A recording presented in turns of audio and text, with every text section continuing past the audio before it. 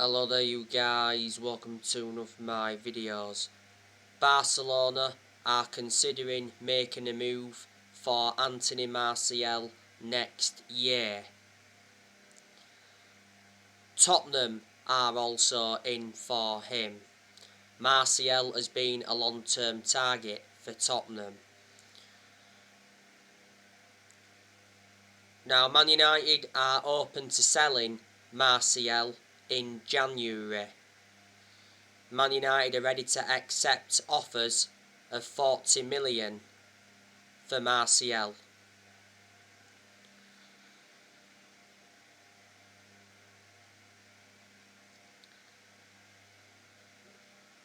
Atletico Madrid have also been interested. Don't forget, Martial rejected the chance to join Lyon on loan on deadline day. Before the start of this season, it said Solskjaer refuses to sell Martial as he remains part of his plans. Martial has scored 78 goals in 263 games for Man United in all competitions. Martial has been at Man United for like 6 years. He's got 3 years left on his contract. Martial receives £200,000 a week. We got Martial in a deal worth 58 million from Monaco back in 2015. He's had 2 good seasons at Man United. He was good the season before last, and he was good in his debut season under Louis van Gaal. Last season Martial was out with a knee injury for a while. Now I want to give you some news on Dean Henderson. Dean Henderson wants a loan move away in January after David De Gea reclaimed his number 1 spot back. Dean Henderson hasn't been in goal for any games so far this season because obviously he had been unavailable because at one point he had COVID. Dean Henderson did well in a lot of the games he was in goal for last season. His distribution was good and he kept a lot of clean sheets. Henderson has got that experience behind him because he endured 2 successful loans with Sheffield. He's also had other loan spells before. Before the start of last season, Henderson signed a 6-year contract with Man United, so reflecting on that, he committed his future to the club. Now, last weekend, it said Solskjaer is willing to sell up to 7 players in January, including Martial and Donny van de Beek.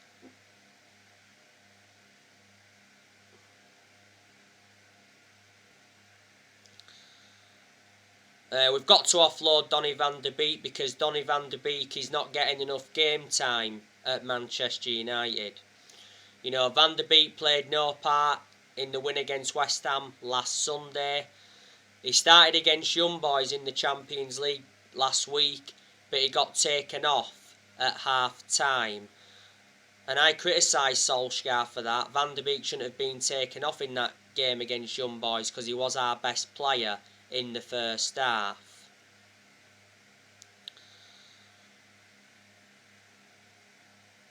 Solskjaer rejected Donny van de Beek's exit, don't forget, because it said Everton were close to signing him on loan. There's many clubs in for Van de Beek. One of them clubs is Inter Milan. Don Hutchinson has told Donny van de Beek he must leave Man United to save his career. And not so long ago, Pauling said that Donny van de Beek has absolutely no chance of staying at Man United.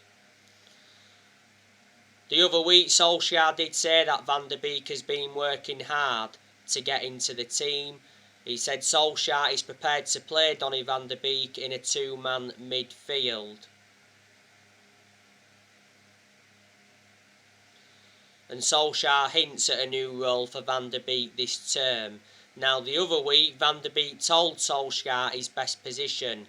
He reckons he would be best served operating as a number 6 or as a number 8.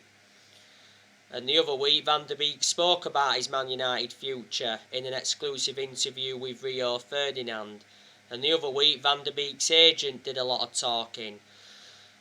I haven't really had much of a perception on Van der Beek at Man United, but in general, he's a good player. We got him in a deal worth 40 million from Ajax with add-ons included.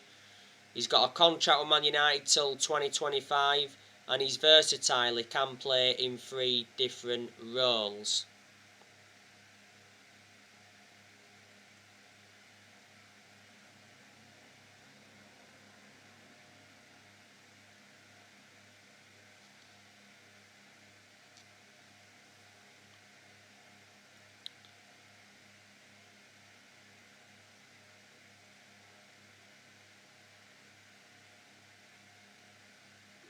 Now, Jesse Lingard, he's another player that we could offload in January.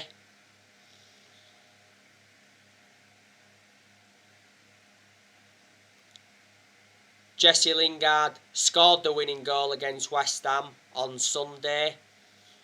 It was a very good goal as well. Lingard came off the bench. He got a good reception from the West Ham supporters. Lingard reunited with West Ham because last season Lingard enjoyed a 4-month loan spell with West Ham and he made an impact. Well, prior to that game on Sunday, Solskjaer said that Lingard will be a Man United player next season, and he did mention that he's read through and through. We are looking to extend his contract. Lingard's current contract at Man United expires next year. The other week, Lingard rejected a new Man United contract offer over playing time concerns, despite him being in the last year of his deal. Earlier on this season, Solskjaer did confirm that Lingard remains part of his plans despite that ongoing speculation. Lingard has been part of the club for a long time.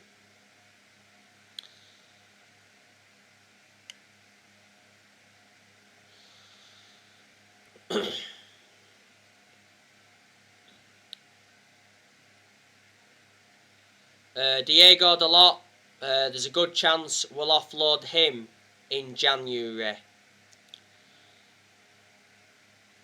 Diego Dalot is our second choice right back. To Diego Dalot's credit, he did well throughout pre-season before this season. Last season, Diego Dalot was out on loan with AC Milan and he did gain some experience. We got Dalot 3 years ago from Porto. We paid 19 million for him and he's got a contract with Man United until 2023. Phil Jones, there's a good chance we'll offload him in January. Jones has always been inconsistent and he doesn't get in our 11.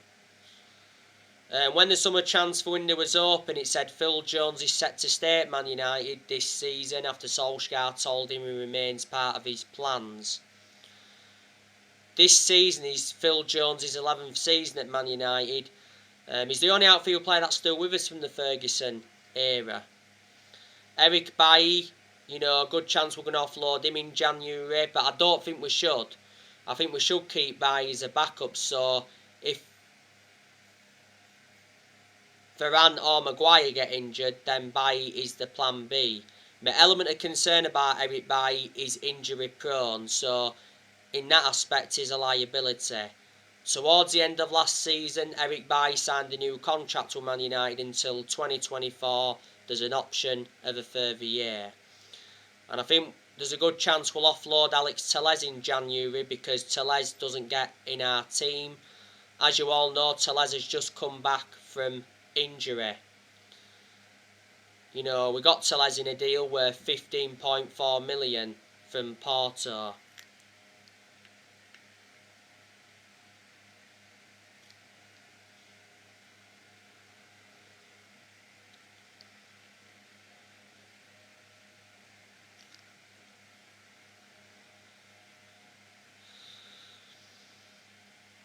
So there you go. You know, Man United have got a title winning squad, so the time for excuses is over. And a few weeks ago, Solskjaer told his Man United squad that it's better than the 1999 treble winning team that Ole was part of. Obviously, we've got the best player in the world in Cristiano Ronaldo. Ronaldo's done really well since he's re-signed. You know, Ronaldo already has 4 goals in 3 games. You know, he scored against West Ham on Sunday. He scored against Young Boys in the Champions League last week. And he scored twice against Newcastle, which was his second debut. Obviously, Solskjaer's not going to play Ronaldo in every game. You know, he's already made that clear. Obviously, he'll be dropped for tonight's game against West Ham in the EFL Cup.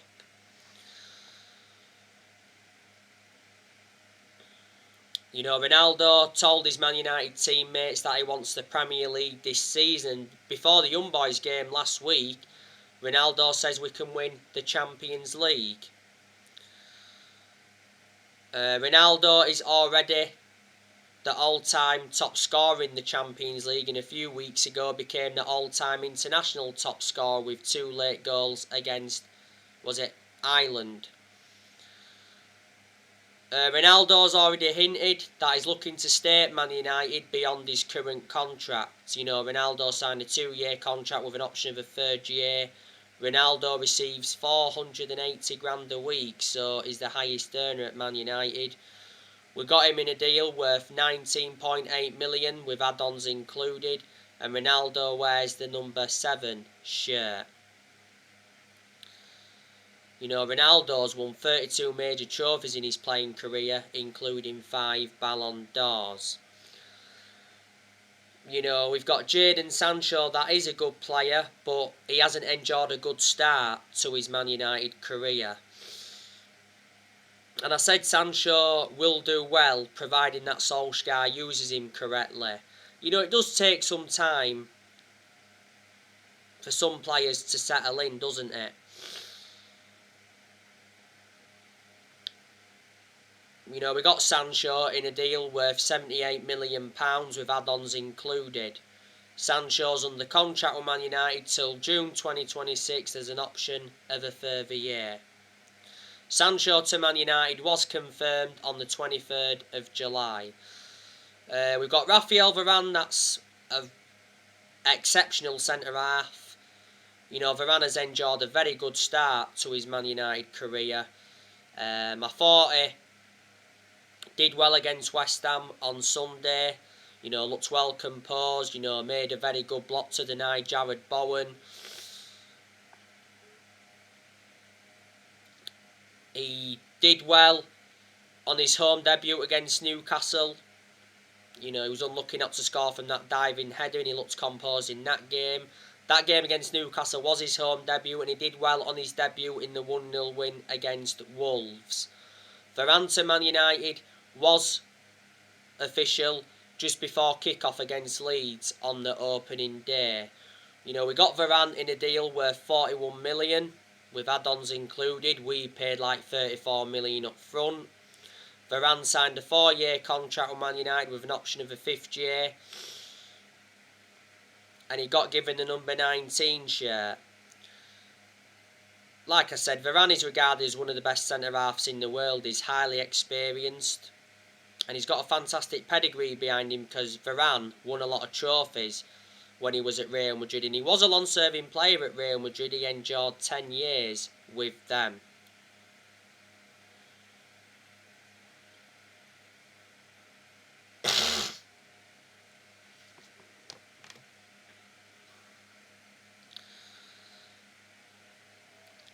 Tom Heaton, you know, he's a pretty decent goalkeeper. Obviously, we brought Tom Heaton in as a backup. You know, he did well in pre-season, to his credit. We got Tom Heaton on a free from Villa. He signed a 2-year contract with Man United with an option of a 3rd year. Like I said, Dean Henderson, good goalkeeper. David De Gea, he's a very, very good goalkeeper. He's enjoyed a pretty good start to this season, Made a match-winning save in the 2-1 win against West Ham. He denied Mark Noble from the penalty spot. He also made a good save with his feet to deny Jared Bowen. De Gea made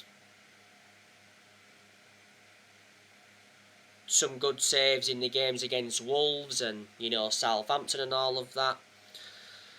This season is De Gea's 11th season at Man United, so he's been a long servant. He's been with us since the Ferguson era. We know De Gea is staying at Man United for this season because earlier on in the summer, he said De Gea decided to cut short his holiday by 2 weeks to fight for the starting place, and he said De Gea is determined to fight for his Man United future. A few years ago, De Gea was regarded as the best goalkeeper in the world because he's won everything domestically at the football club and he's made over 500 appearances for Man United in all competitions.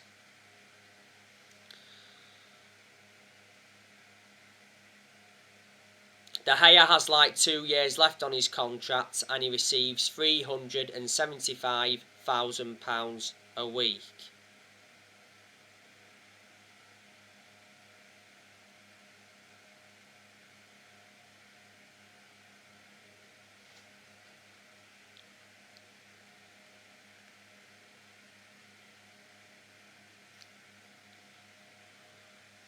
Luke Shaw, very, very good left back.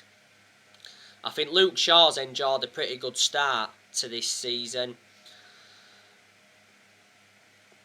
He was also very good last season. In fact, last season he was the best left back in the Premier League, was Luke Shaw. He really, really was. Luke Shaw's been our first choice left back for a while and he still remains our first choice left back despite the arrival of Tellez, and I reckon Shaw's had a good career at Man United despite his injuries. Shaw's been with us now for a good 7 years or so he's remained loyal to us for a long time. I think we are in the process of extending Luke Shaw's contract. Harry Maguire, decent centre-half. He's had his good games at Man United, he's had his bad games. We should get the best out of Maguire now, like I've already mentioned, with Varane alongside him. Maguire was a big miss for us towards the end of last season because he had ligament damage in his ankle.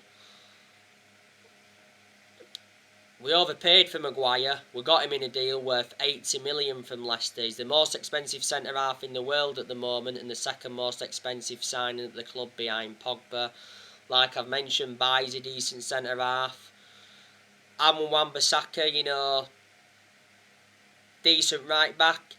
I've got my reservations about him though. There's definitely aspects of his game that I've got to improve. Bissaka's got to get forward more. His crossing's got to improve and I think his positioning's got to improve. It really, really has.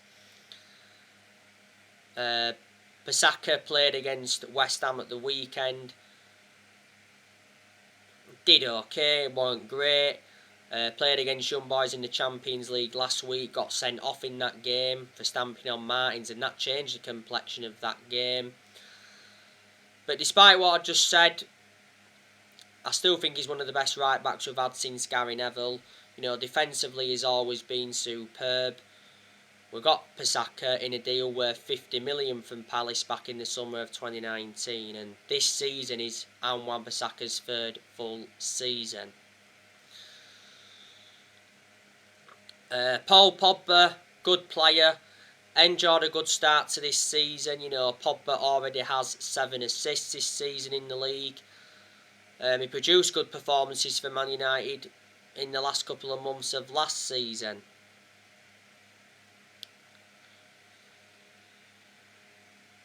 Now, I recently gave you the news, didn't I, on Paul Pogba. Juventus have no plans to re-sign Paul Pogba next summer when his contract expires.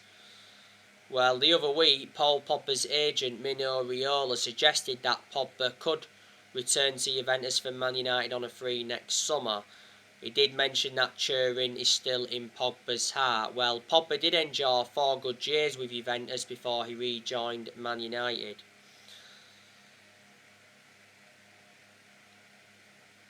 Paul Pogba's brother Matthias Pogba said the other week that Paul Pogba has not yet decided on his future and his contract situation is up in the air.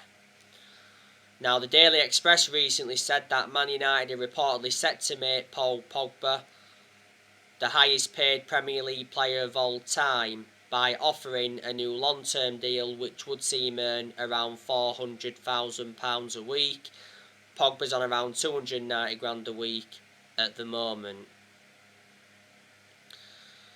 Like I said, his current contract expires next summer. Before the start of this season, Pogba rejected a new Man United contract, and earlier on this season he said that Pogba is very likely to leave Man United on a free next summer.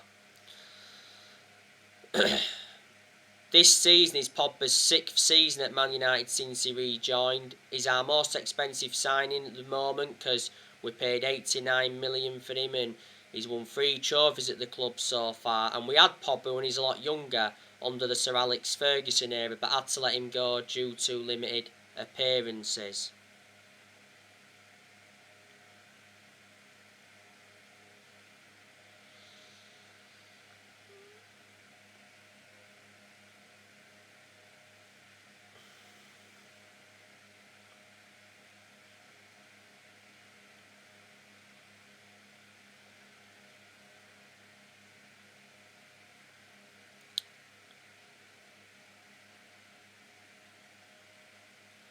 You know, sometimes Pogba plays as a centre midfielder or he plays on the left wing, you know, in more of an advanced role. Scott McTominay, you know, I think he's a decent player as well. You know, not yet on that level where I want him to be at. You know, McTominay's still young, he's got a lot of development in him. Been part of the club for a long time as it stands. Just after the first lockdown last year, McTominay signed a 5-year contract with Man United, so reflecting on that, he committed his future to the club. McTominay recently come back from a groin injury. He played against West Ham on Sunday. He started alongside Fred in centre midfield. Bruno Fernandes, obviously, he's very, very good. He's one of our best players, Fernandes, and he's one of the best signings we've made since Ferguson retired. In most of his games at Man United, he's been very consistent, but there's also been quite a few games where he's looked off the pace, but we have overplayed him. Fernandes has been at Man United now almost 2 years. You know, last season Fernandes won Player of the Year and he's won Player of the Month quite a few times, reflecting on his good performances. We got Fernandes from Sporting Lisbon back in January 2020. Now, as you all know, Fernandes is close to signing a new 5-year contract at Man United worth £250,000 a week with the signing of Ronaldo.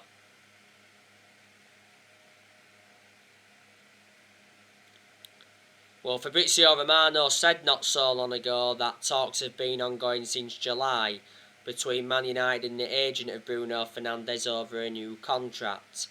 At the moment, Fernandes has got a contract with Man United till 2025. There's an option of a further 12 months. Fernandes wants to stay at Man United. He's made that clear. You know, Mason Greenwood, he's very good. You know, he's enjoyed a good start to this season. Greenwood's already scored, 3 goals? He's been an absolute revelation since he broke into our senior squad.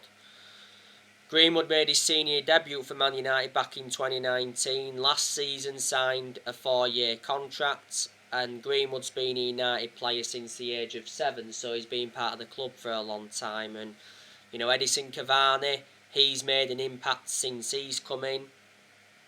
Cavani was recently absent, I think he's now back. Back in May, Cavani signed a 1-year contract extension worth £250,000 a week. And Marcus Rashford, He's also very good when he wants to be, but Rashford has endured his bad periods. He was out of form towards the end of last season. He's become injury prone as well, which is a concern. Rashford is out at the moment, but he's close to returning, because it's said not so long ago that Rashford looked sharp in training after injury shoulder operation. Will look much better though when Marcus Rashford comes back.